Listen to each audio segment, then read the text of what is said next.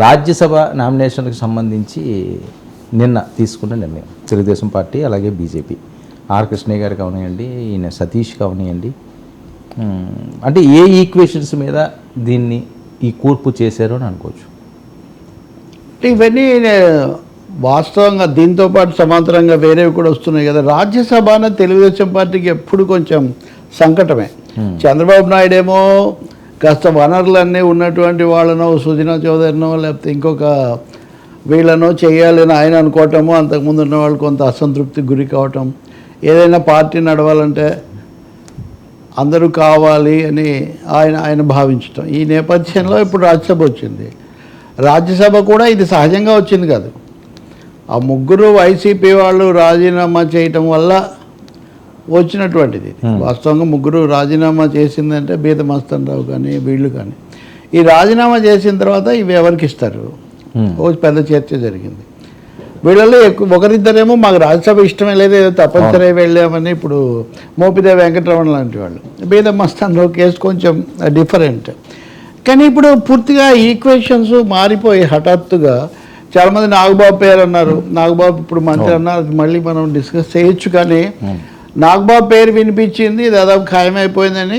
ఈ సానా సతీష్ అనే పేరుకు తెలుగుదేశం వాళ్ళు అసలు ప్రిపేర్డ్ కాదు. ఓకే, గతంలో రాజ్యసభ సభ్యుడిగా ఉండి తర్వాత ప్రతినిధిగా ఉన్న కమ్మపాటి రామ్మోహన్ రావు లేదా గల్లా జయదేవ్ ఇలాంటి గతాన్ని బట్టి ఇలాంటి అంచనాలు, అసలు సుజనా చౌదరి కూడా మళ్ళీ ప్రయత్నిస్తాడని ఇవన్నీ వచ్చాయి. తీరా చూస్తే ఇప్పటికి ముచ్చటగా మూడో పార్టీ తరఫున నామినేట్ అయ్యాడు ఆర్ కృష్ణయ్య. ఇంకా ఇది ఎక్కడ ఉండదు కదా. నిజంగా చెప్పాలంటే ఆయన కావడానికి అప్పుడు ఇప్పుడు ఎప్పుడు బీసీ నాయకుడే. బీసీ నాయకుడే కానీ టీడీపీ బీసీ నాయకుడు, వైసీపీ బీసీ నాయకుడు, ఇప్పుడు బీజేపీ బీసీ నాయకుడు. అంటే మేము విలువలు అవి ఇవి అంటారు కదా, బీజేపీ వాళ్ళు అంత హఠాత్తుగా రావటం, వాళ్ళకి టికెట్ ఇచ్చేయడం, కృష్ణయ్య వాళ్ళని తీసుకొస్తాడంటే వేరే విషయం. అది కూడా ఆయన రాజీనామా చేసిన సీటు కాబట్టి ఆయనకే కదా, అదనంగా నాకు ఇస్తుందే ఉంది, నేను రాజీనామా చేసిందే కదా అని కూడా ఆయన అనొచ్చు. ఏదైనా కొంచెం విచిత్రమైన విషయమే. అయితే తెలుగుదేశంలో కూడా ఆయన తీసుకునే ప్రయత్నం కూడా జరిగింది వాస్తవంగా. గతంలో తెలుగుదేశం నుంచి వెళ్ళిపోయిన వ్యక్తే కాబట్టి మళ్ళీ వస్తారేమో, ఎవరి తరఫున వస్తారు, ఆయన ఇద్దరు రాజ్యసభకి వెళ్తారో ఎవరి తరఫున అనే చర్చ జరిగింది. ఇంకా రెండోది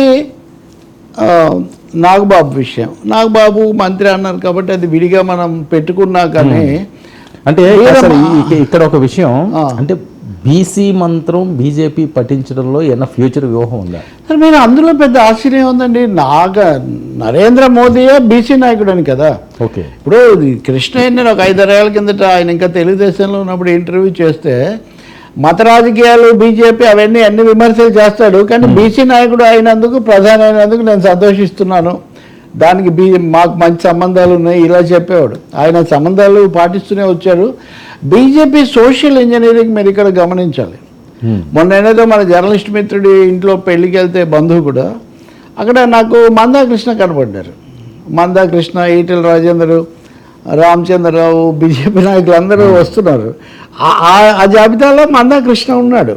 అంటే మాదిగలకు ప్రాతినిధ్యం వహించి ఆ వర్గీకరణ అంశం మీద ఫోకస్ చేసిన మందాకృష్ణ మాదిగను బీసీ వెల్ఫేర్ అసోసియేషన్ అధ్యక్షుడిగా ఉమ్మడి రాష్ట్రం తర్వాత చేసిన 2014లో ఆయన మా ముఖ్యమంత్రి అభ్యర్థి అని కదా తెలుగుదేశం వాళ్ళు.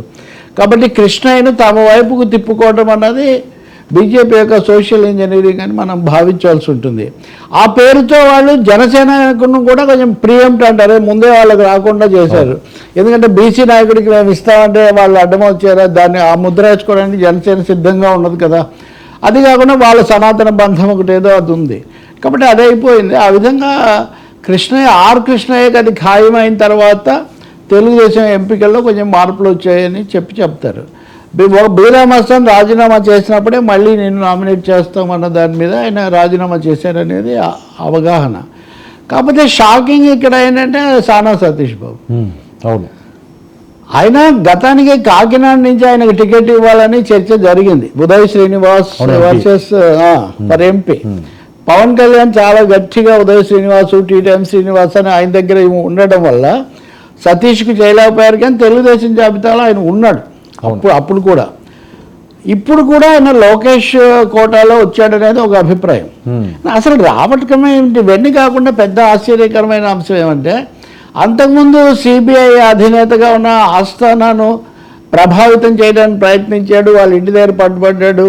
అలాగే హైదరాబాద్ మాంసం వ్యాపారి మొయినా అనే ఒక ఆయన ఉన్నాడు, మొయిన్ సంథింగ్. ఇలాంటి సందర్భాల్లో ఆయన పేరు వచ్చింది, చాలా వివాదాస్పదమైన పేరు ఒక దశలో. మరి అలాంటి సతీష్ బాబుకు ఎంతో సాహసంగానే ధైర్యంగానే తెలుగుదేశం వాళ్ళు ఏదేమైనా సరే ఆయనకి ఇవ్వాలి అని భావించడం వల్లే ఇచ్చారనేది అభిప్రాయం. తెలుగుదేశం సోషల్ మీడియా సైట్స్లో, మెయిన్ సైట్స్లో కూడా దీని మీద భిన్న స్వరాలు. సానా సతీష్కి ఇచ్చింది, సానా సతీష్ మీద ఎలా ఇస్తే ఇలా అలా ఇలాంటివి మాట్లాడుతున్నారు. అది కూడా కాకుండా తెలుగుదేశాన్ని చాలా గట్టిగా సమర్థించే పత్రికనే ఈయన మీద ఒక 3 ఏళ్ల కిందట చాలా తీవ్రమైన అభిశంసనపూర్వక వ్యాసాలు, కథనాలు పరంపర ప్రచురించి ఉంది. సో అవి రెండు పక్కన పెట్టుకొని చూస్తే పొంతన కుదరట్లేదు.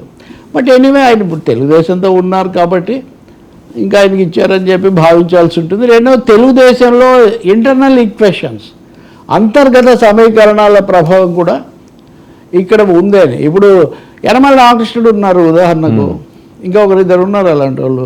ఈ సూపర్ సీనియర్స్ను పక్కన పెట్టాలి అనే ఒక ఆలోచన తెలుగుదేశం పార్టీలో వచ్చింది. నిన్న మనం మాట్లాడాం కదా, కాకినాడ పోర్ట్ కుట్ర.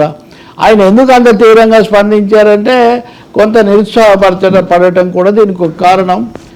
బట్ అదే సమయంలో యనమల కుటుంబంలో 3 పదవులు ఇచ్చాము, జగన్మోహన్ రెడ్డి హయాంలో కూడా ఆయనకు సంబంధించిన ఆయన పదవుల్లో ఉన్నాడు, అటువంటిప్పుడు ఇంకా ఎన్ని ఇస్తాము, కాబట్టి ఇంకా మనం ఇనఫ్ అనే ఒక వాదన కూడా. ఇవన్నిటి మధ్యలో ఓ గట్టి అడుగే వేశారు సతీష్ బాబుకు సంబంధించి. రెండోది, ఢిల్లీలో ఆయనకున్న సంబంధాలు ఇప్పుడు అదే ప్లస్, అదే మైనస్, ఇప్పుడు ఇక్కడ ప్లస్ అవుతుంది వాటన్నిటితో ఉన్న సంబంధాలు ఇవన్నీ కూడా. సో ఇలా ముగిసింది ఇది. మొత్తానికి జనసేనకు ప్రాతినిధ్యం ఇక్కడ లేకపోవటం అన్నది, అంటే జనసేన కూడా మరి ఇక్కడే ఉండటం మంచిది అనుకున్నారా, లేదా అది మళ్ళీ ఇంకొక చర్చ వస్తుంది.